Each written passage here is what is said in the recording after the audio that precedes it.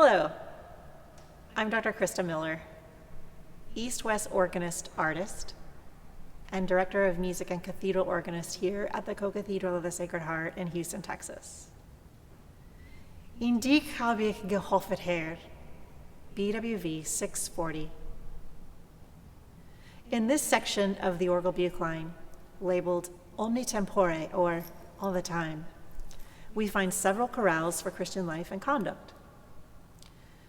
The title of this chorale prelude is translated, "In thee, Lord, I have put my trust." Bach knew and used several melodies in his oeuvre for this same text. He used an alternative melody of these words in a funeral cantata and in the St. Matthew Passion. Some sources say that this Orgel Buchlein melody has an Easter reference.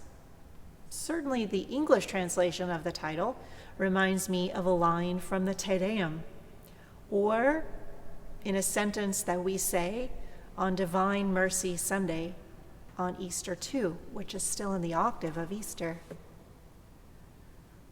I've chosen, though, to use the delicate suaviale and principal 8 stops in the positive for this chorale, not a triumphant plenum.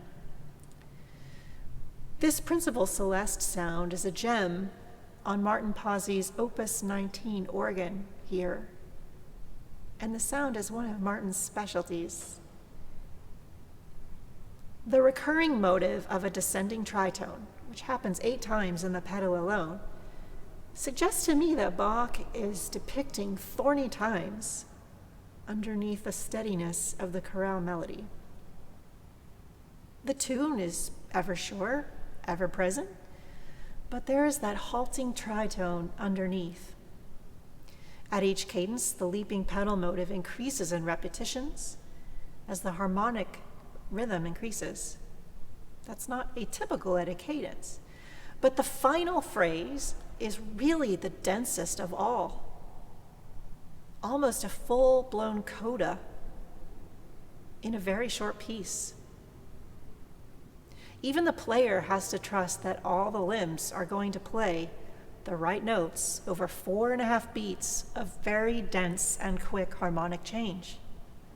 Practice slowly and carefully and install good motor memory.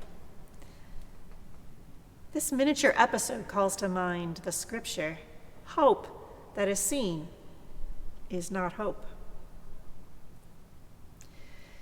In his article, Melodic Process in the Orgel Buchlein, Alexander Brinkman provides a mathematical distillation of what he calls distinctive and recurrent contours of this particular chorale melody.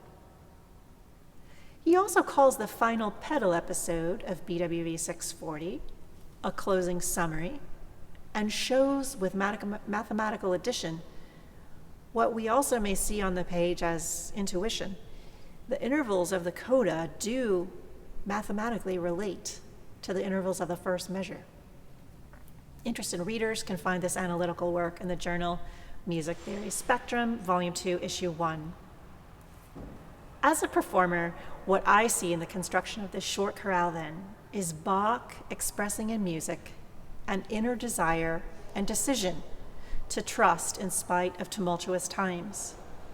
That's a strong beacon of expectation from a composer in 1712. I can't think of a better reason in 2020 to use the suaviale here than to say, "In dich habe ich gehoffet, Herr," BWV 640.